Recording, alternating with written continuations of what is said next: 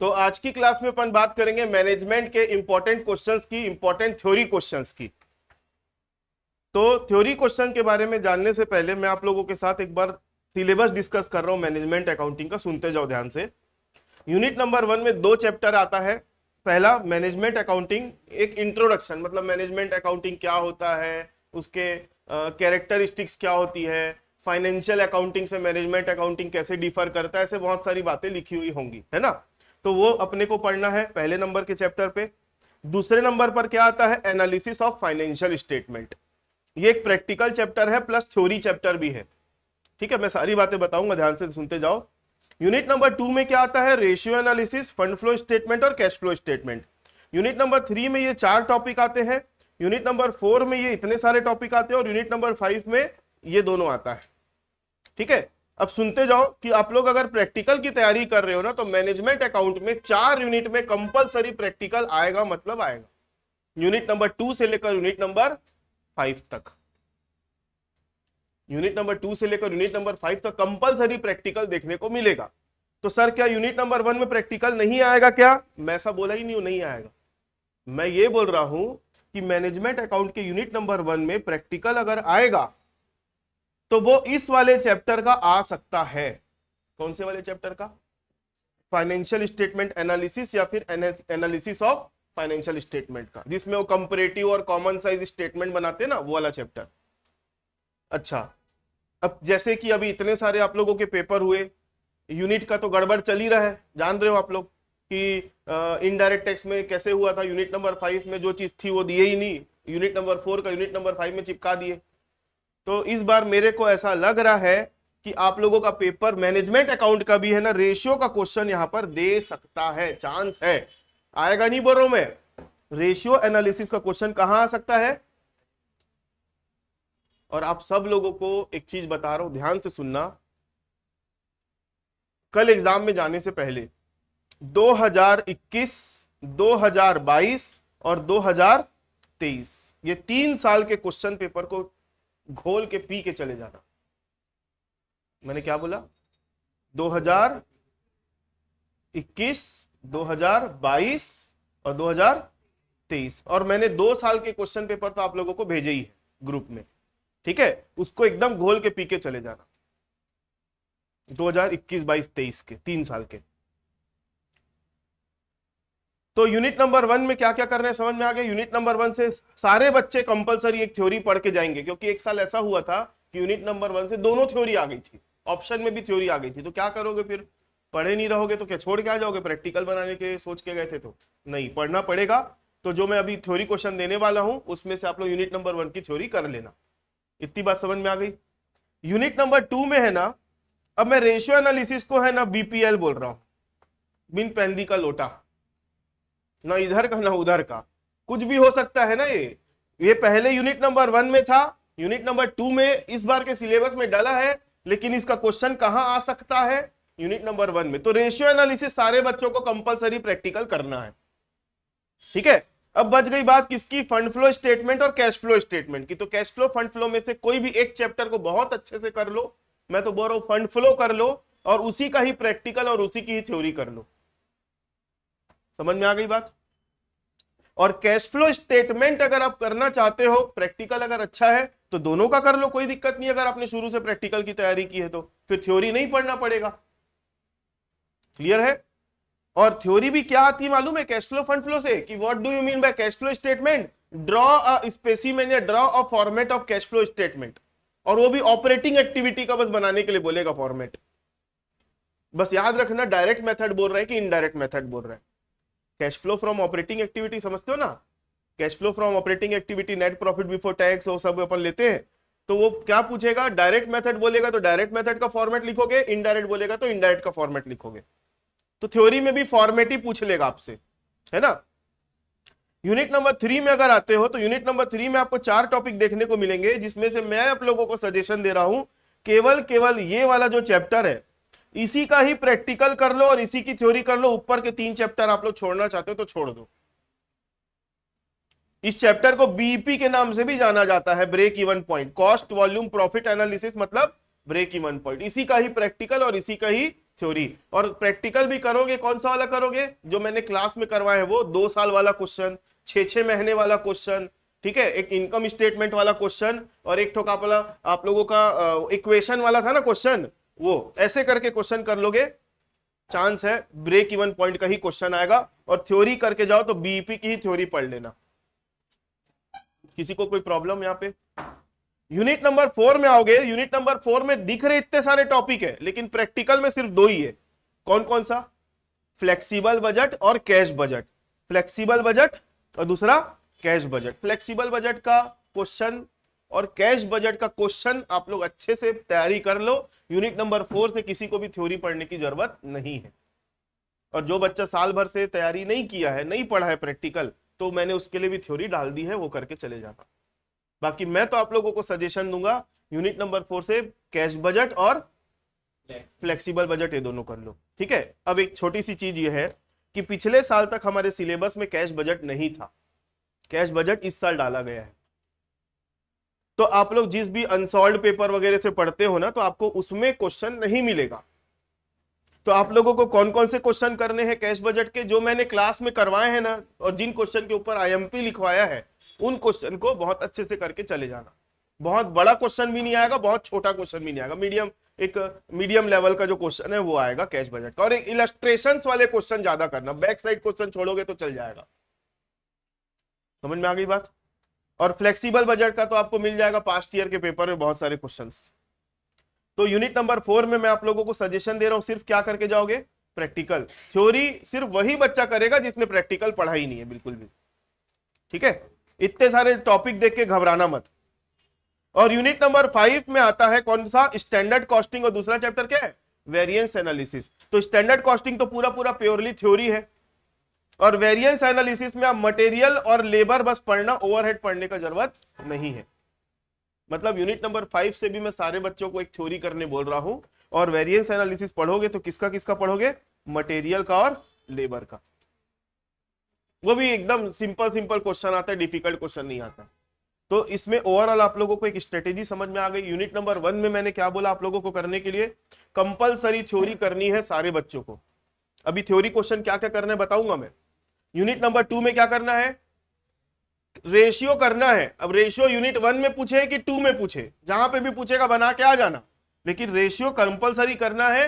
और दूसरा cash flow और फंड फ्लो में जो भी करोगे उसका प्रैक्टिकल करोगे तो उसी की थ्योरी भी करके जाओगे यूनिट नंबर 2 में। यूनिट नंबर 3 में मैंने क्या बोला? केवल एक ही चैप्टर करो, कौन सा? ब्रेक इवन पॉइंट, उसी का प्रैक्टिकल और उसी की थ्योरी। यूनिट नंबर 4 में मैंने क्या बोला? फ्लेक्सिबल बजट और कैश बजट का प्रैक्टिकल कर लिए तो बस फिर थ्योरी पढ़ने का जरूरत नहीं है। और यूनिट नंबर 5 में लेबर और मटेरियल का वेरिएंस कर लो, प्रैक्टिकल आएगा कंफर्म है, तो फिर थ्योरी नहीं भी पढ़ोगे तो भी चलेगा, लेकिन एक अपने क्या बोलते हैं, सेफ साइड के लिए मैं एक थ्योरी पढ़ के जाओ, ऐसा बोल रहा हूं। यूनिट 5 क्लियर है? और सारे बच्चे, सभी स्टूडेंट यूनिट नंबर 1 से कंपलसरी थ्योरी पढ़ के जाएंगे, चाहे आपने प्रैक्टिकल किया है तो भी, नहीं किया तो भी।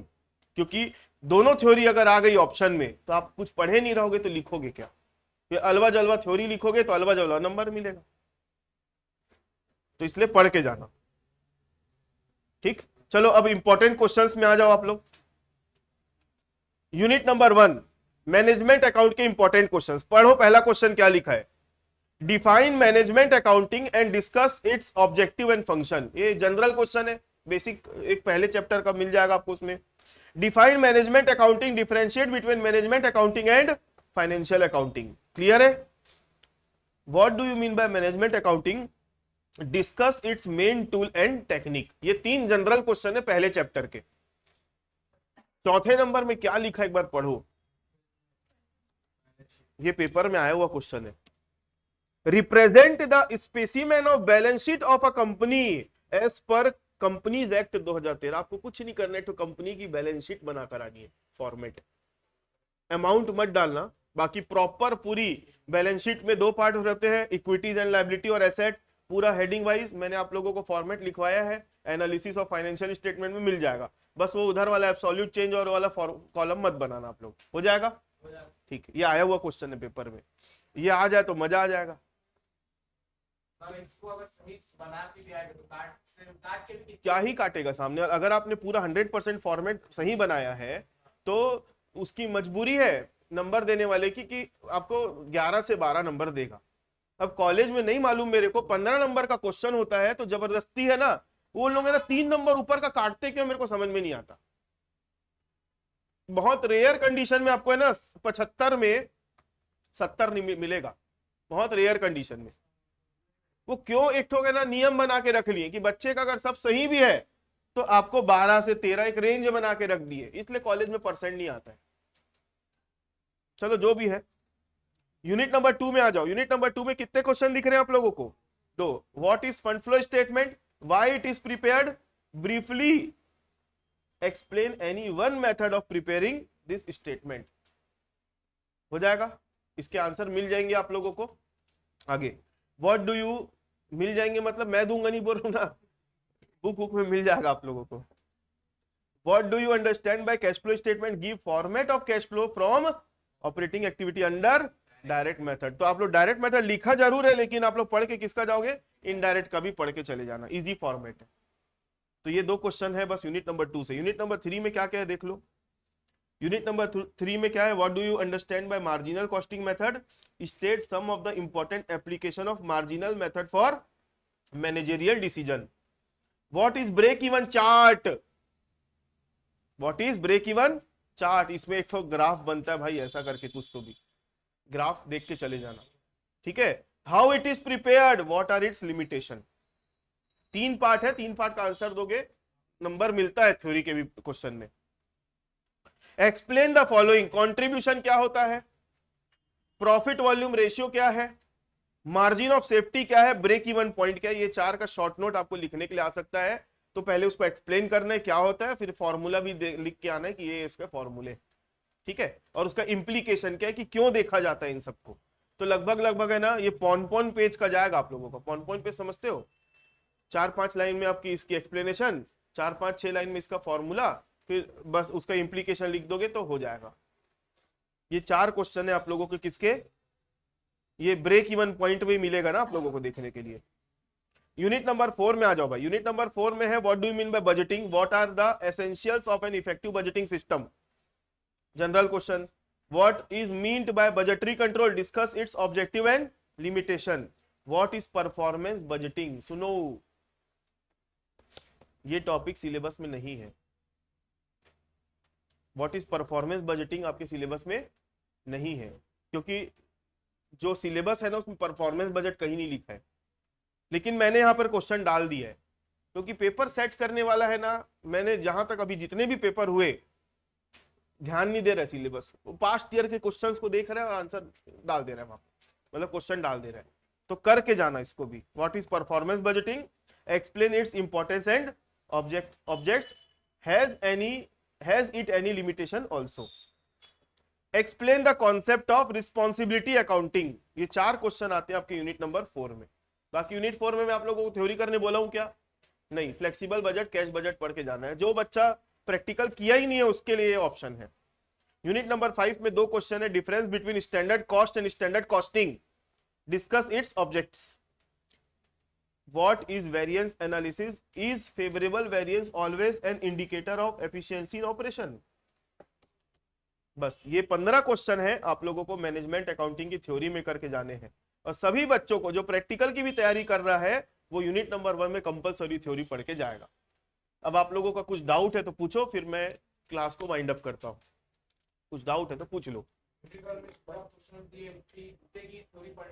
यूनिट नंबर 1 में जितना क्वेश्चन मैंने दिया उतनी की थ्योरी कर लो।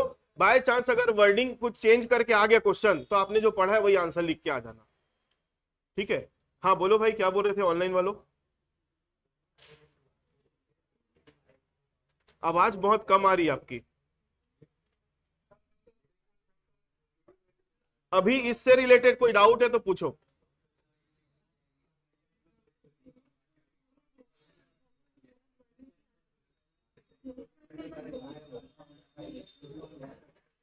यूनिट 1 में दोनों थ्योरी आने का चांस है। एक साल ऐसा हुआ था कि दोनों थ्योरी पूछ लिया था, और रेशियो एनालिसिस है अभी के सिलेबस के हिसाब से सेकंड यूनिट में आता है। लेकिन जिस हिसाब से पेपर सेट हो रहा है वो यूनिट 1 में भी दिया जा सकता है। तो रेशियो एनालिसिस प्रैक्टिकल तो पढ़ के जाना ही है। अब यूनिट 1 में पूछ ले तो अच्छी बात है, थ्योरी नहीं लिखना पड़ेगा आपको। अब यूनिट 2 में पूछ ले तो ऑप्शन में आपके पास फंड फ्लो कैश फ्लो भी रहेगा फिर, और थ्योरी जो मैं दिया उसको करके जाओगे आप लोग। हो गया? हाँ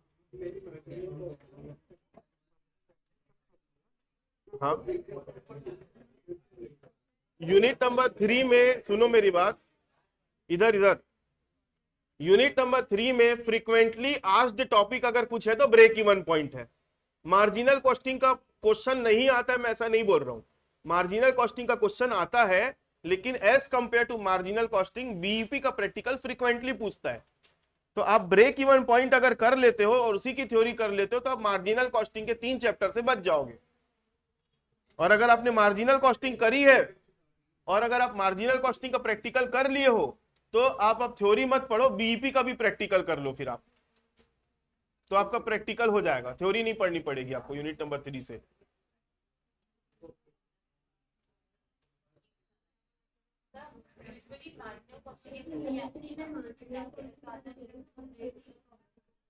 मैं आप लोगों को सजेशन दे रहा हूं, मार्जिनल कॉस्टिंग जो है इसको आप लोग स्किप करके बीईपी के ऊपर ही ध्यान दो, बीईपी को ही अच्छे से करो, ठीक है?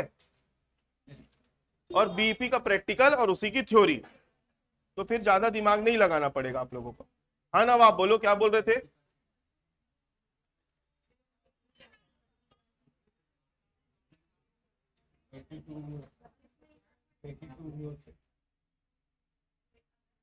चलो ठीक है, सुनो मेरी बात। हाँ बोलो।